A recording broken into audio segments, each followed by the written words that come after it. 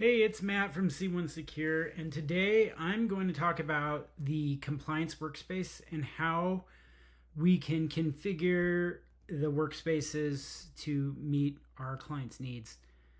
And I'm going to use a specific use case that I had from a customer recently, which is they needed to onboard new entities or systems, and the data is not in the CMDB. And in this use case, they're actually onboarding them and kind of doing a preliminary gap assessment before they actually exist. So all the more reason why they wouldn't be in the CMDB yet.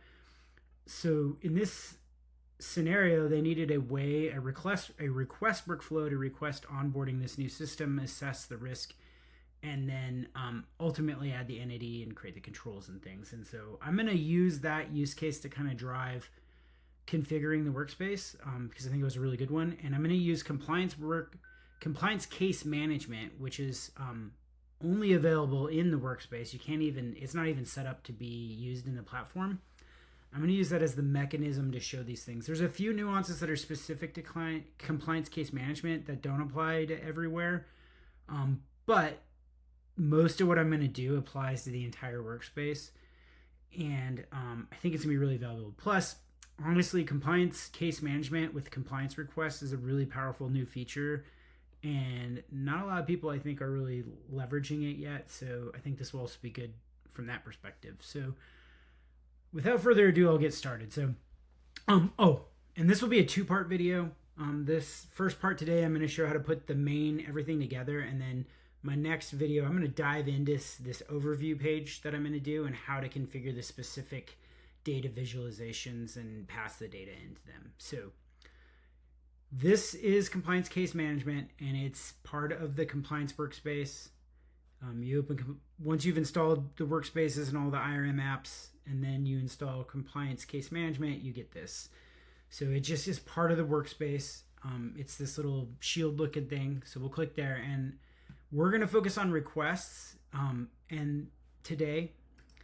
And I've opened a request. I thought I did. I'll go ahead and, that's what's going on. Okay, so I have this test one open. I just wanted to show this. This is the out of the box kind of vanilla request and its workflow. And then I'm going to show real quick what we want to do is we're going to enhance this to meet our needs. And we're also going to add the overview right now on this out of the box view is really doesn't tell you a lot. It's just description in the state. There's not much there. And on the compliance case, what we see, and I got to do the same thing. I got to take my filter off. Whoops, didn't clear them. Just clear these. All right. So as we'll see here on the compliance case, there's a whole bunch more data visualizations on here than the overview. And what I'm going to show, this applies to pretty much any risk record page, risk compliance record. All of these pages use a page collection, and then you can override the default, which is what you saw with the compliance request, where it just is really vanilla, and you can create your own page variant that's going to override and then have what you want. So I'm going to walk through how to do that. So we're going to basically take this page variant, duplicate it for the compliance case request, and then leverage that to show like an overview. And then I'm going to show how on the compliance request we're able to modify what fields are showing up here, how we get different related lists on there, and how we change the form layout in the compliance case, or really in any compliance workspace. So I'm going to go ahead and pause for a second, and I'll come right back and we'll get started. Okay, so the docs are a little bit hard to find on the compliance case management setup, but I will share these links in the description of this video. One of them is going to be configuring GRC compliance workspace, and a lot of what I'm going to show I found in these, and then some of it I didn't, and I'll highlight. I actually, the way I got to it was looking at the application files and kind of sorting down to finally figure out where things were coming from. But the majority of what I'm going to show is covered in these docs. So I'll have a link to this. And then for the case management, actually, I don't have that one open. I will share the doc for the case management setup as well. Okay, so this is the out-of-the-box compliance request, and we're going to modify this to have its own state workflow that fits the needs of what we've got. And we're going to make some adjustments to what shows up here in the list. And then we're also going to create our own view without messing with the out-of-the-box view that will drive what shows up on the form. And then we'll make an adjustment to this record producer that's out of the box. We could create a separate one specific, but in this use case for just keeping things simple today, I'm just going to take the raise compliance request out of the box record producer, and we're going to just do a couple quick modifications to be able to add. When we pick our request type that we're going to add, it'll give us a couple other fields that we can capture some information on. So the first thing we need to do to get this set up is we need to set up what's called a state model. And I'm going to go ahead and go to my favorites. One thing I've pre-done before this is I've already built the state model and I've already set up the choices just because I didn't want to bore everyone with those details. So I've already got on my compliance request table, I've got the requests, the states of the workflow I'm going to use, and then I've got set up a compliance state model. So where you go to the state models, you just type state model and you'll see compliance case management state models. If you're wanting, there's something called action tasks, which are a notch below this, and those would be in the GRC state models. But today we're going to focus on this compliance case management one. Here's the out of the box request state model. And I've set up one called new entity that's going to go to this request. So I've got that all set up and I've got the workflow states, they're all in place. So this is all kind of ready for us to go today. So this would be a step you need to set up. Next, I'm going to go to the request types and I'm going to create a request type for new entity. So we've got our compliance request. I'm going to go ahead and hit new here. And I'm going to say onboard new system. So we've got that. We'll go ahead and save this. All right. So now we see the first thing we need to do is we got to pick a state model. So we'll go ahead and pick our state model. New entity. We're not going to worry about the template configuration. So we'll go ahead and save that. We'll go ahead and activate this. So now this will be an active. Now if I come back here and I refresh, I should see the request type. Yep, so there's my onboard new system. All right, so we've got that. Next thing we need to do is, because we're going to want to have our own view, we're going to actually go and set up our own view. So we'll go here, view for this. So we'll go new, and we're just going to call it, all right, we'll submit that, and then we'll call this the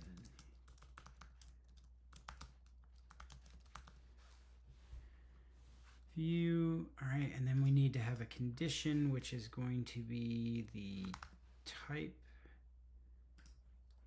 is, and this is where we're going to pick our new type.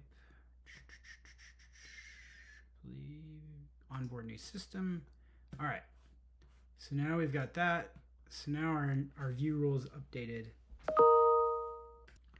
Okay, now that we have our new view rule set up and we're ready to roll, we actually need to go configure a form view in this new view that our request is going to load. So I'm going to just really quickly go to the table for compliance requests, and just so you know, this is only intended to be used in the workspaces. It's not set up in the platform side at all, so there's no menu icons to actually even get to the table.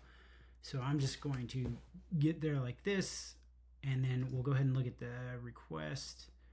And out of the box, here's the default and workspace view. It's going to use this workspace view out of the box on the compliance request. So we're going to actually create a new, we're going to edit the form and create a new view in the view we just created. View name, we'll click new and we'll say entity. I think that's what I did. I'll have to double check. All right, so we've got our new thing. I'm going to set up the first tab here, and then I'm going to pause the video and do the rest because, yeah, I don't think anybody wants to watch me set up a bunch of forms. So I'll go ahead and set up this first one. We'll call this entity configuration. And then we're going to, there's a field on here that isn't actually shown. It's the primary entity. That's going to give us our reference that we need. So primary entity, we'll grab that. Let's also grab this. And then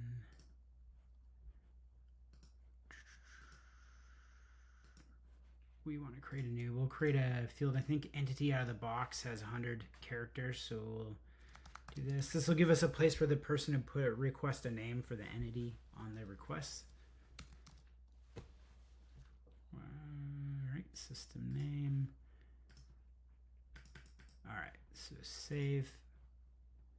All right, I'm gonna go ahead and save that. I'm gonna pause and get the rest of the form set up and then I'll come back. Okay, so I've got my form all ready to go. I've got a tab for the entity configuration. This is my new fields that we need for our specific use case. And then I've just set everything else up kind of like out of the box.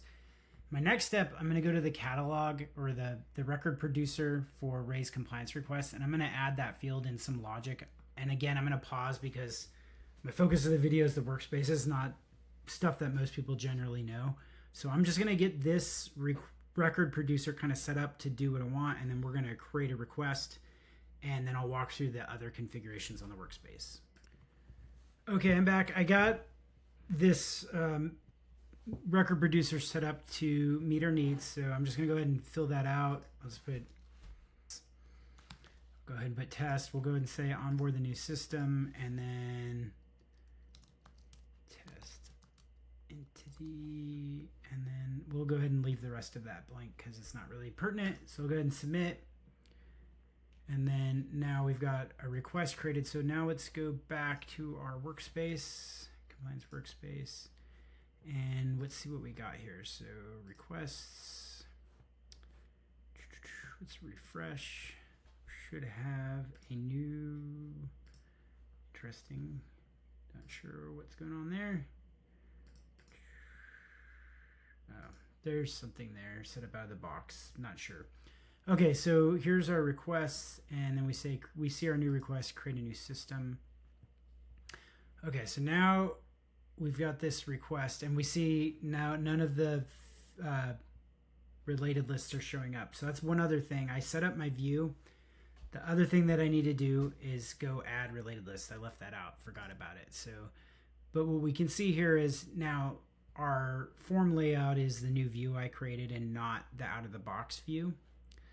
Whereas if I go back to the list and I go to here, we'll see that the layout of that one using the out of the box request is just the out of the box form layout. So I'm gonna go back here and we'll quickly add our related list. So go back to our list view, create new system. Okay, so we're gonna go back to compliance requests. And we'll just pick this new one we created, and we're in our view new entity. So now we're going to go here. This is how we get those other tabs to show up. So we'll go to related list. And I know later on I'm going to want to have tasks.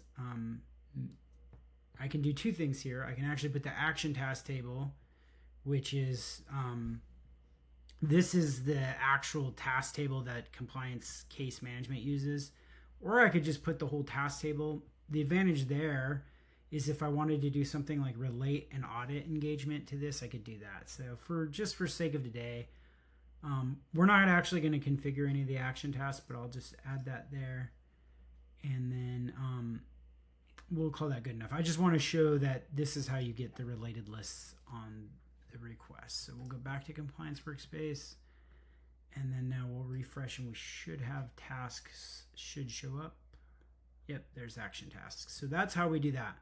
Okay, so I realized I left a couple of related lists off that are there with the out of the box form view that we need just in particular for this workspace. So whoops, clicked the wrong thing there. All right, so let's go to the configure related list, and I left the impacted area. Well, this is actually one we're adding so that we can see the with requests, there's impacted areas, compliance case manager general, there's impacted areas and impacted areas is like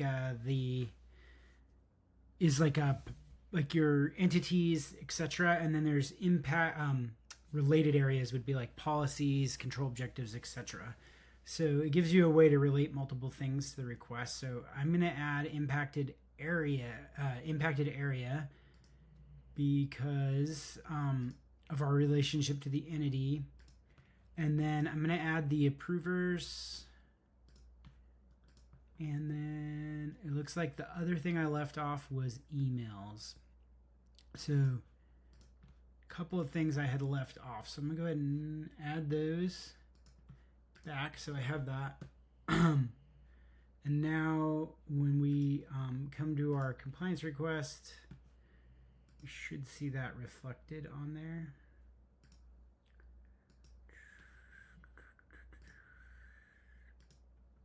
There we go, create new test.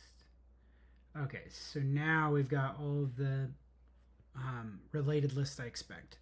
The next piece, we want to work on which of these fields show up.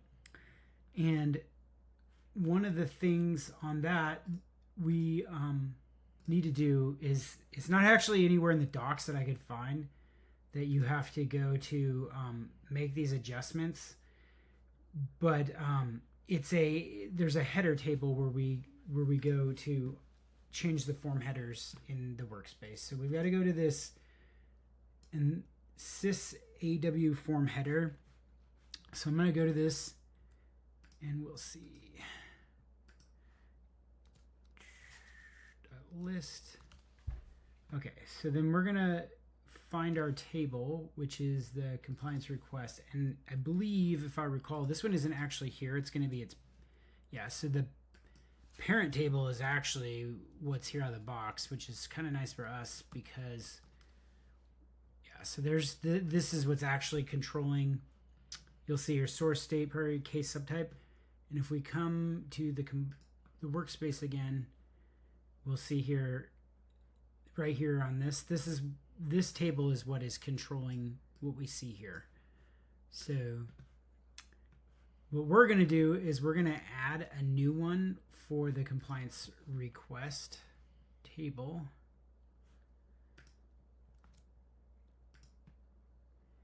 And then we're going to say our primary field is the name. Subheading, we'll pick the number, and this is just what was out of the box. And then we'll leave the header image empty because that's the way it was out of the box. Go ahead and hit save. Now, actually, if we come there, because I haven't added anything, what should happen is our compliance request, if we refresh, actually should have no fields yet. So now that's what we expect. Now there's nothing showing up here. So now this is completely up to us to configure what shows up. So we're going to go ahead and add a couple of things. We're going to add, all right, so we're going to go back to that form header and we're going to just add a few things that we want captured there. So we'll add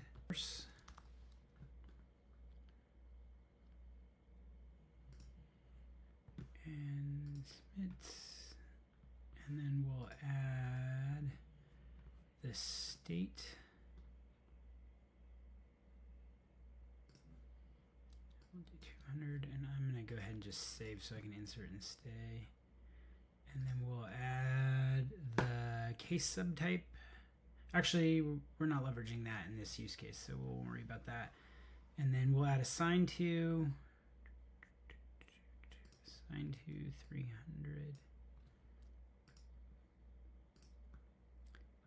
And then we're going to add the primary entity. So, because once we set that primary entity, we want that as one of our headlining items that we show here. So primary entity,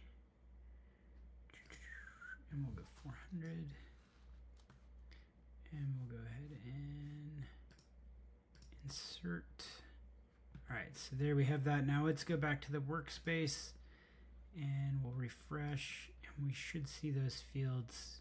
The ones that have values are showing up now.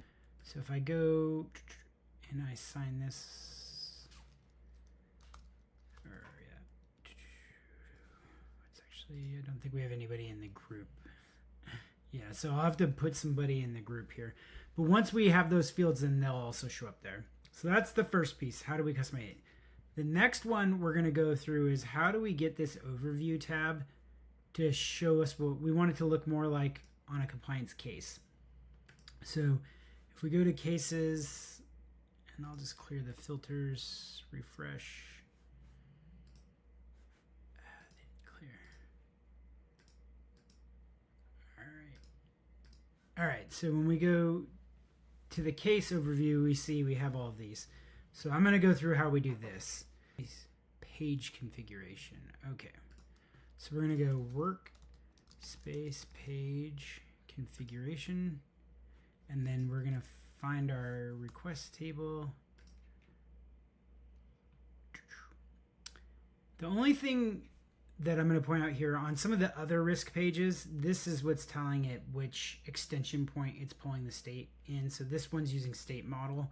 So for the other risk records, like if you were to edit control or one of the other ones, I haven't dug into those. I don't think they're using state models, but this extension point will point you to what they're using.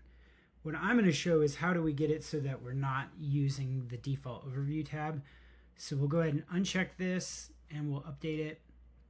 And now when we go back to the workspace, now we won't have an overview tab because we don't have a variant there. Actually, oh, that's the case. That's why. Okay, compliance case management. We'll go back to our request.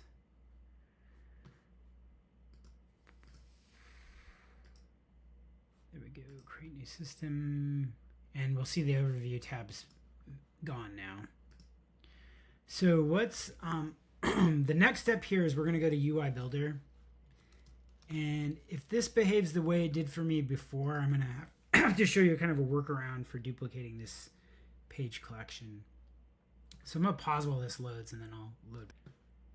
Okay, so I've loaded the page collections, and then this one we're going to do the risk pre-record details. So we're going to go to pre-record details, and then we'll see all the overview tabs. So these are the ones that have, here's the overview. This is what we just disabled by clicking the not active. So then we'll see policy has one, compliance case has an overview. These are all the risk records that have overviews. So we're going to start by going into the compliance case request, and we're going to duplicate this. Settings.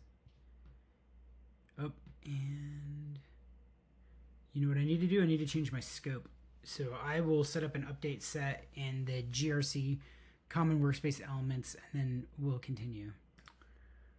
All right, so we're going to go ahead and duplicate this page variant now that I'm in the right application scope and I have an update set up. Go ahead, duplicate. We'll call this compliance request overview. And then we'll create it. And we'll see if this gives me the same problem I had previously. So it looks like I didn't get that. So they fixed whatever it was when I was doing this in a different instance. So before I had to actually go modify the compliance case overview, remove this, create my new variant, then go back and revert and pull it out of my update set. So awesome. They fixed whatever bug was there that wouldn't let that play nice. So now that we have this variant, we need to change the table. So we're going to go ahead and change this table to, hopefully I still have that in my clipboard. Yep, compliance case. And then we're going to go ahead and update that. Oops, I clicked that. Clicked the wrong button there. we're going to go ahead and hit save down here. And I'll save changes. Now let's go back to the workspace and we'll go to request and see if we have that overview.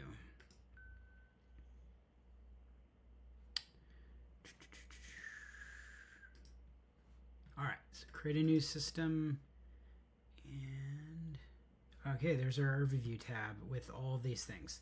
All right, so this is as far as I'm going to go today. My next video, because we're going on quite a bit of time for this one little video, I'm going to jump into all of these tiles you see here, and I'm going to show you how they work, how the scripts and data get into them, and how we make those adjustments. And then we're going to make these metrics align to our new request. So for today, just to recap, and I'll share some links in the description, but we've shown how do we, I talked about compliance case management, and I'll share the docs to that. And I talked about how we set that up. We set up our own state workflow.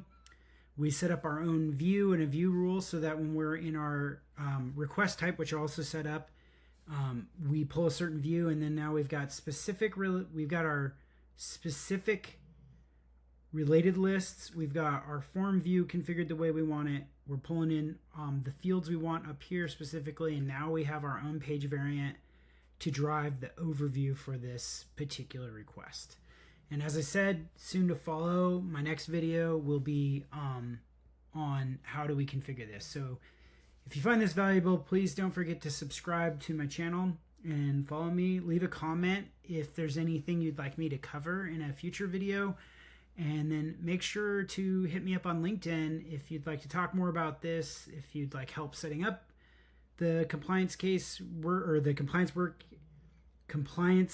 workspaces or compliance case management. Hit me up on LinkedIn. I'll have a link to my LinkedIn on here. And then also be sure to like and follow C1 Secure.